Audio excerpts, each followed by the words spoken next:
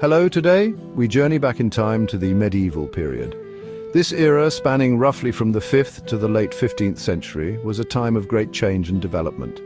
It was a period marked by the rise and fall of empires, the spread of religions, and the constant struggle for power and survival. The medieval period is often romanticized in literature and film, but the reality was far more complex and brutal. A time of castles, knights, and of course weapons. Weapons were very important. They were not just tools of war, but symbols of power and status. The design and craftsmanship of these weapons were a testament to the skills of the blacksmiths and the technological advancements of the time. From the simple yet deadly dagger to the imposing and intricate longsword, each weapon had its own unique role and significance. They were needed for protection. In a world where danger lurked around every corner, having a reliable weapon was essential for survival. Castles were fortified with walls and towers, but it was the weapons in the hands of the defenders that truly kept the invaders at bay. Shields, swords, and spears were the primary tools of defense, each designed to counter specific threats and tactics. They were needed for war. Battles were frequent, and the outcome often depended on the quality and quantity of the weapons used. Archers with their longbows could decimate enemy ranks from a distance, while knights in heavy armor would charge into the fray, their swords and lances cutting through the opposition.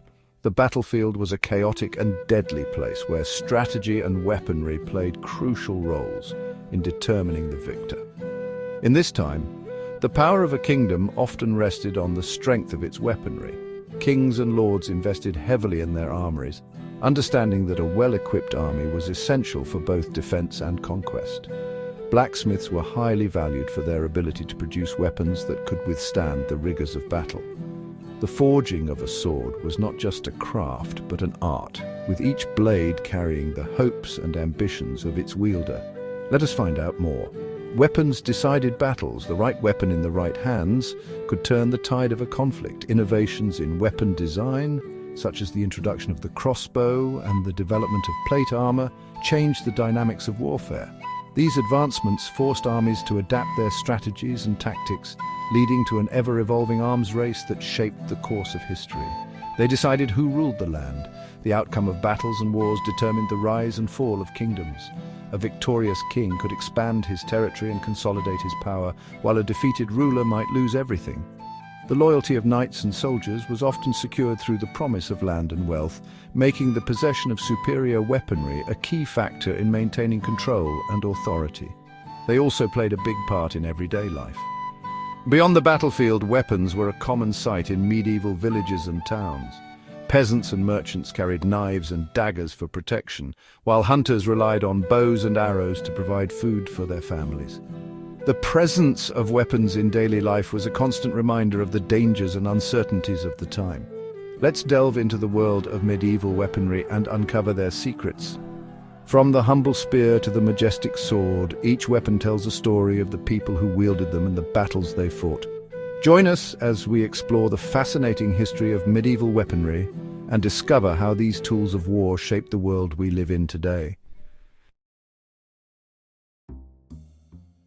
At the heart of every weapon was a blacksmith. Blacksmiths were very skilled. They worked in hot and harsh conditions. Their work was vital. They turned metal into tools of war. Blacksmiths were respected members of society. Their workshops were full of noise, the clang of the hammer, the roar of the furnace. Blacksmiths were artists of metal. They were essential to the medieval world. The sword was more than just a weapon. It was a symbol of power. It was a symbol of status. Swords took a long time to make. Blacksmiths heated steel. They hammered it into shape. They sharpened the blade. They often decorated the hilt. Swords were given names. They were passed down through generations. The sword was a masterpiece of the blacksmith's craft. Not all weapons were sharp. Some were designed to crush. The mace was a brutal weapon. It had a heavy head. The head was often covered in spikes. It was attached to a wooden shaft. Maces were used by knights. They were used by foot soldiers. They could break bones. They could crush armor. The mace was a fearsome sight on the battlefield. Section 5. The bow and arrow, precision from afar. In the annals of history, few weapons have captured the imagination and respect of warriors and historians alike as the bow and arrow. This simple yet effective tool has been a cornerstone of warfare and hunting for centuries, showcasing the ingenuity and skill of those who wielded it. Some warriors fought from a distance. These warriors, known as archers, were often the first line of offense and defense in many battles. Their ability to strike from afar gave armies a significant tactical advantage, allowing them to weaken enemy forces before they could even engage in close combat. They used bows and arrows. The bow, a deceptively simple weapon, required immense skill and strength to use effectively. Archers trained for years to perfect their aim, draw strength, and release technique, ensuring that each shot was as accurate and powerful as possible. Bows were made from wood. The craftsmanship involved in creating a bow was an art form in itself. Different types of wood were selected for their flexibility and strength, often combining multiple layers to create a composite bow that could withstand the rigors of battle. They were strung with animal sinew. The bowstring, typically made from animal sinew, was crucial for the bow's functionality. It needed to be both strong and elastic, capable of withstanding the tension of being drawn back repeatedly without snapping. Arrows were made from wood and feathers. The arrows too were crafted with precision. The shafts were made from lightweight wood, while the fletching, often made from feathers, helped stabilize the arrow in flight, ensuring it flew straight and true towards its target. They had sharp metal tips. Archers were very skilled. The arrowheads, typically made from metal, were designed to penetrate armor and inflict maximum damage. Skilled archers could hit moving targets with remarkable accuracy, making them a formidable force on the battlefield.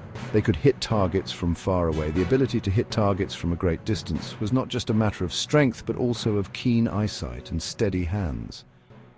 Archers had to account for factors like wind speed and direction, making their skill set as much about mental calculation as physical prowess. They were deadly in battle.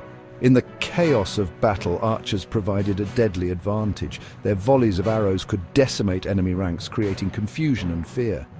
The psychological impact of an unseen enemy striking from afar was as significant as the physical damage inflicted. The bow and arrow were weapons of precision and power. They symbolized the perfect blend of human ingenuity and natural materials, creating a weapon that was both elegant and deadly. Even today, the legacy of the bow and arrow endures, a testament to the timeless nature of this ancient technology.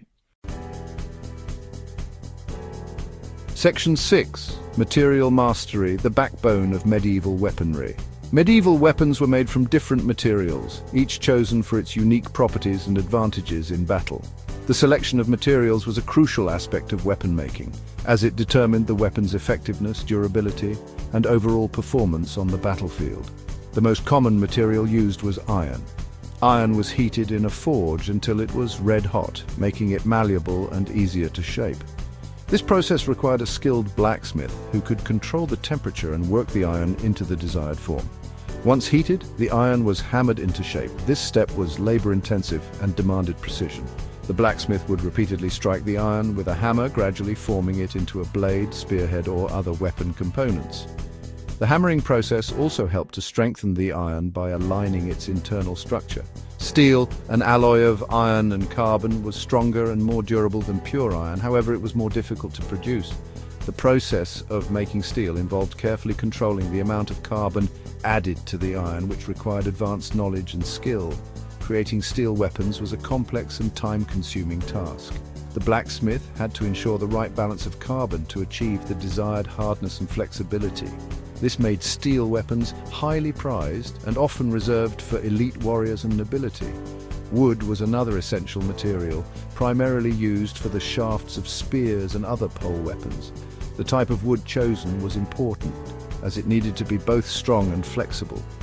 Ash and oak were commonly used due to their durability and ability to absorb shock. In addition to shafts, wood was also used for handles of various weapons, including swords and axes. A well-crafted wooden handle provided a comfortable grip and could be easily replaced if damaged in battle. Leather was commonly used for straps and bindings. It was valued for its flexibility and strength. Leather straps were used to secure different parts of a weapon together, ensuring they remained intact during combat. Leather was also used for grips, providing a non-slip surface that helped warriors maintain control of their weapons during the chaos of battle. The leather grips were often wrapped tightly around the handle and could be customized for comfort and effectiveness. Animal horns were used for decoration and reinforcement. Horns added a distinctive aesthetic to weapons and shields, often signifying the status or achievements of the warrior. They were also used to strengthen certain parts of the weapon, adding an extra layer of durability. The use of animal horns in weapon design was both practical and symbolic. They provided additional strength to the weapon, making it more resilient in battle, while also serving as a mark of craftsmanship and prestige. Medieval blacksmiths were masters of their craft, understanding the properties of each material and how to manipulate them to create effective and reliable weapons. Their expertise was the backbone of medieval weaponry, ensuring that warriors were well equipped for the challenges of battle. Section 7. Beyond the Forge. The social impact of weapon making. Weapon making was more than just a job. It impacted medieval society. Towns grew around blacksmiths. Trade routes were established. New techniques were developed. Weapon making influenced warfare. It influenced politics. It influenced the economy. The craft of the blacksmith shaped the medieval world. Section 8. Myths and Legends. Unveiling the Truth. Many myths surround medieval weapons. Some swords were said to be magical, some warriors were said to be invincible. These stories are fascinating. Often they are not true. Medieval weapons were deadly, but they were not magic. They were the result of skill. They were the result of hard work. We must separate fact from fiction. Section 9. Conclusion. The enduring legacy of medieval weaponry. Medieval weapons were deadly. They were beautifully crafted. They tell us about the past. They tell us about warfare. They tell us about craftsmanship. Today we study these weapons. We learn from them. We marvel at the skill of the blacksmiths. Medieval weapons are a window into the past. They are a reminder of a time of knights and castles.